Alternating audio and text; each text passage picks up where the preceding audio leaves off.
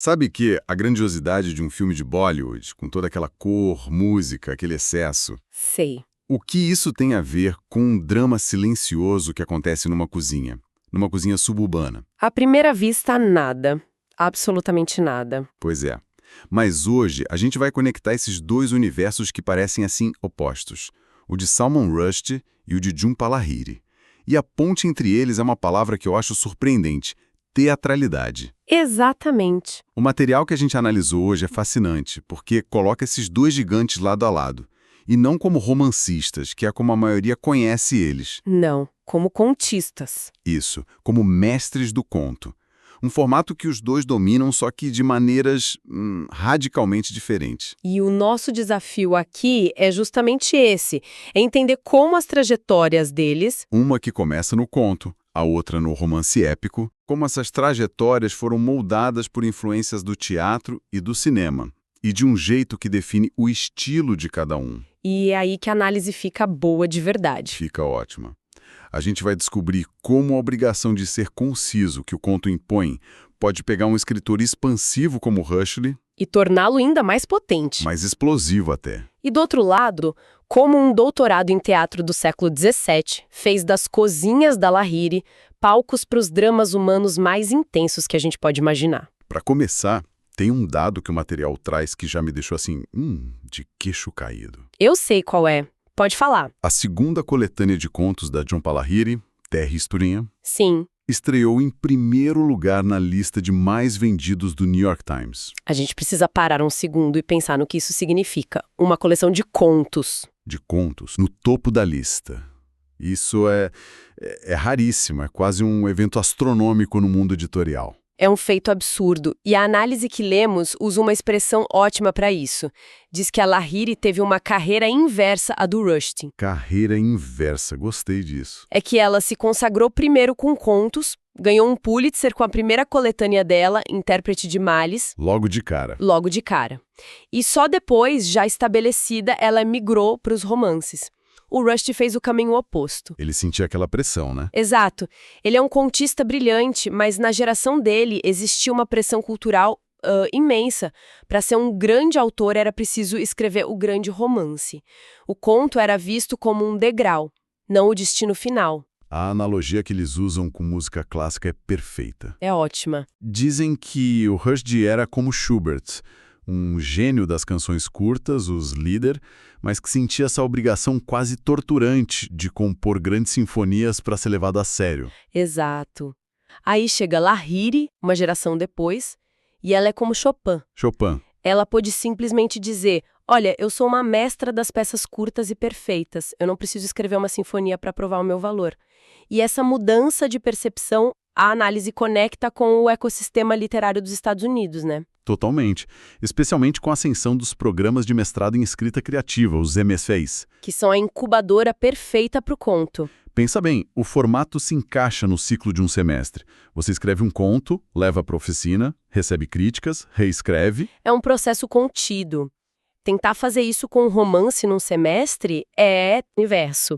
E a Lahiri floresceu ali. Ela começou a publicar na The New Yorker, que é a grande vitrine. Ela construiu a reputação dela ali, conto a conto. Enquanto Rushdie, que é de outra geração, de outro sistema, Só foi publicar na New Yorker depois de já ser o Salman Rushdie, o autor famoso de Os Filhos da Meia-Noite. o que diz muito sobre o establishment da época. Para ela, foi o ponto de partida. Para ele, uma consagração tardia num formato menor. Ok, essa ideia de carreiras inversas é um ponto de partida incrível. Mas vamos voltar para aquela palavra, teatralidade. Como é que isso funciona na prática para dois escritores tão diferentes? Então, com Rushdie, a teatralidade é explícita, é quase literal. É o cinema, né? É o cinema. Ele mesmo diz que sonhava em ser ator. Os personagens dele são expansivos, performáticos, falam em monólogos grandiosos. As tramas são cheias de coincidências, revelações bombásticas. É tudo muito cinematográfico. A energia vem direto de Bollywood. Ele até adaptou Os Filhos da Meia-Noite para o palco. Essa veia performática está sempre ali.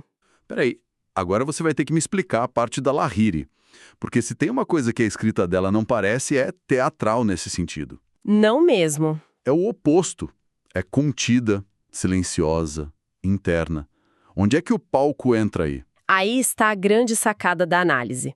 A chave é a formação acadêmica dela. Ah, é? A Jhumpa Lahiri tem um PhD focado em drama do Renascimento inglês. O quê?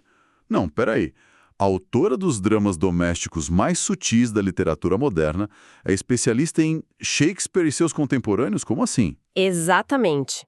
E quando a gente fala em drama do Renascimento, não é só Shakespeare. A gente está falando de uma estrutura dramática super rígida. Certo. Muitas peças obedeciam às unidades clássicas de tempo, lugar e ação, que vieram dos gregos.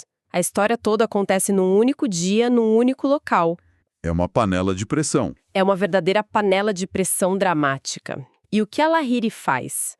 Ela pega essa mesma técnica de confinamento E aplica numa cozinha suburbana. ou num carro numa viagem de família. Exatamente. Uau!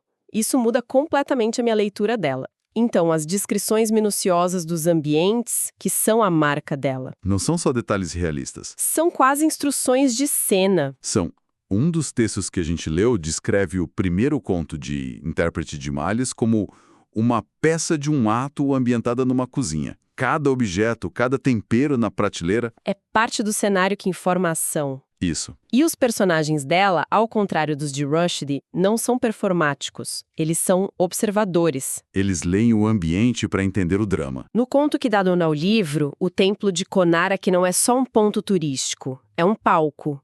É um palco onde um casamento se desfaz em poucas horas sob o sol escaldante. É Sófocles na Índia moderna. Essa conexão entre conto e teatro, pela ideia de restrição, é muito poderosa. Faz todo sentido, né? Ambos são gêneros definidos por limites. O palco físico de um lado, o número de páginas do outro. E essa contenção que força a energia a se concentrar. Perfeito. A contenção força uma concentração de energia. Na Lahiri, essa contenção vem dessa estrutura teatral clássica, da panela de pressão. Certo. E no Rushdie, como a gente falou, a influência é Bollywood, que é o exato oposto, é excesso. É tudo menos restrito. Então, como a gente resolve essa equação? Se um vem da contenção e o outro do excesso, por que os dois são mestres do mesmo formato? Aqui está o ponto mais brilhante da análise para mim. O que acontece quando o Salman Rushdie, com toda a sua energia de Bollywood, é forçado ao operar dentro das quatro paredes de um conto. Toda aquela exuberância, toda aquela força épica, em vez de se dissipar por 500 páginas, fica concentrada. Pressurizada num espaço minúsculo. E o resultado é uma explosão.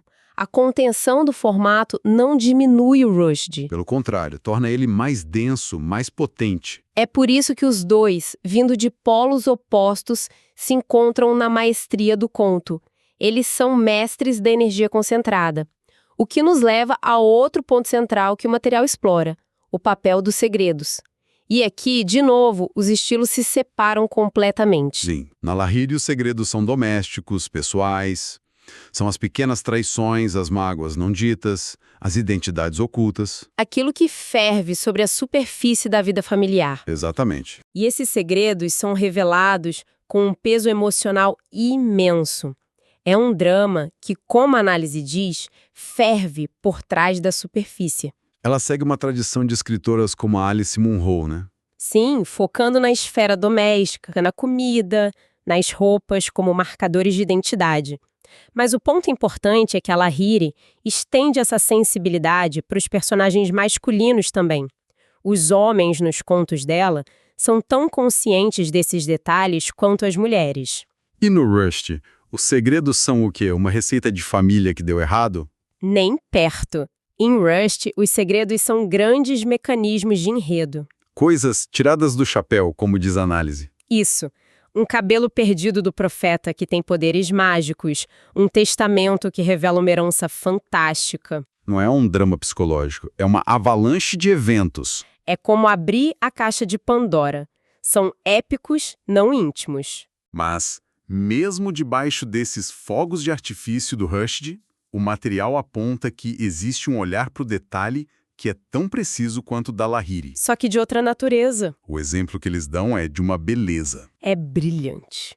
No conto O Cabelo do Profeta, a filha de um agiota, em desespero, começa a chorar. E o Rushdie não diz só que ela chorou. Não. Ele escreve que ela se dissolveu num raga de soluços. Um raga? Um raga, na música clássica indiana, é uma estrutura melódica complexa, cheia de nuances. Dizer que o choro dela virou um raga de soluços é uma frase que contém um universo inteiro de cultura, dor e beleza. É um detalhe que explode em significado. Uau!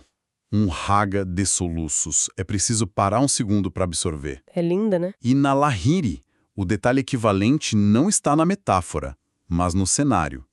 O material menciona uma cena. Eu sei qual é. A prateleira da cozinha. Isso.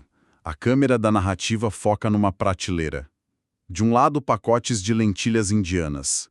Do outro, caixas de macarrão italiano. E nesse momento, o conto consegue algo que o teatro não consegue. O close-up. O close-up cinematográfico. A escritora direciona o nosso olhar para aquele detalhe.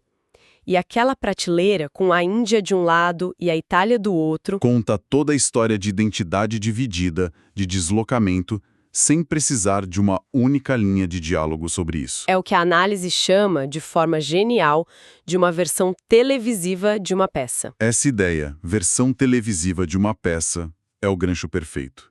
Porque essa sensibilidade da Lahiri não ficou só nos livros, certo? De jeito nenhum. Ela levou isso para outro meio. E essa é a prova final. Exatamente. O material menciona que a Lahiri trabalhou como consultora na série da HBO In Treatment. Em terapia, no Brasil. Isso. E pensa no formato da série. Basicamente, 2 pessoas numa sala, conversando por 30 minutos. É a forma mais pura de drama contido. É a peça de um ato em sua forma moderna. É a peça de um ato. Então dá para traçar uma linha direta. Começa no palco do Renascimento Passa pela cozinha de um conto em Boston. e termina no consultório de um terapeuta no Brooklyn. É a mesma estrutura. Exatamente essa conexão.